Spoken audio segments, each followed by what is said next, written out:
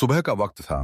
हवा में ठंडक थी, पेड़ों से रोशनी छन कर आ रही थी और एक छोटी सी चींटी अपने घर से निकली रिज्क की तलाश में।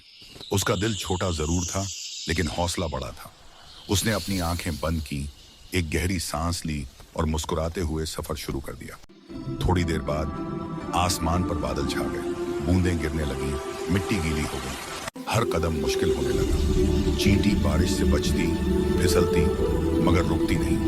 उसने अपने दिल से कहा, जो अल्लाह ने मेरे नसीब में लिखा है वो बारिश भी नहीं रोक सकती।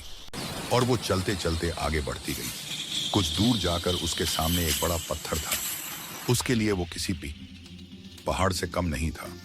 चींटी ने पहले उस पत्थर को देखा, फिर अपने छोटे पैरों को, लेकिन वो डरी नहीं। उसने चढ़ना शुरू किया, एक कदम, फिर दूसरा, फिर तीसरा। एक बार फिसल गई, लेकिन फिर उठ गई। हर गिरने के बाद उठती रही और आखिरकार पहाड़ के दूसरे पार पहुंच गई। उसके चेहरे पर फख्र और शुक्रिया था। रास्ते में उसे एक और छोटी चींटी मिली जो पत्ते के नीचे फंसी हुई थी।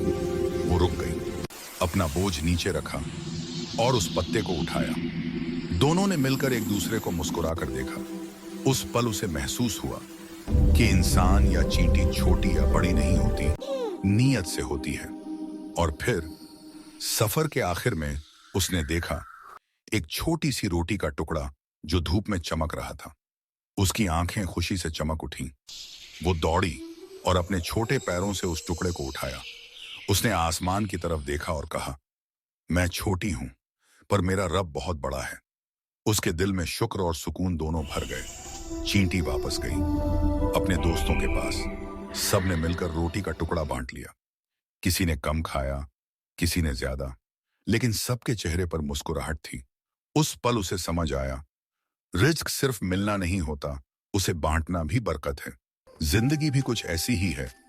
कभी बारिश रुकावट बनती है, कभी पत्थर रास्ते में आते हैं, लेकिन जो मेहनत और यकीन नहीं छोड़ता उसका रिज्क कभी कम नहीं होता। चींटी की तरह अगर हम भी अपनी कोशिश और ईमान बरकरार रखें तो अल्लाह हमारे लिए भी रास्ते खोल देता है। अगर तुम्हें इस छोटी चींटी की कहानी से कुछ सीखने को मिला तो इस वीडियो को शेयर करो और सब्सक्राइब जरूर करो, ताकि और दिल को छू लेने वाली कहानियां तुम तक पहुंचें।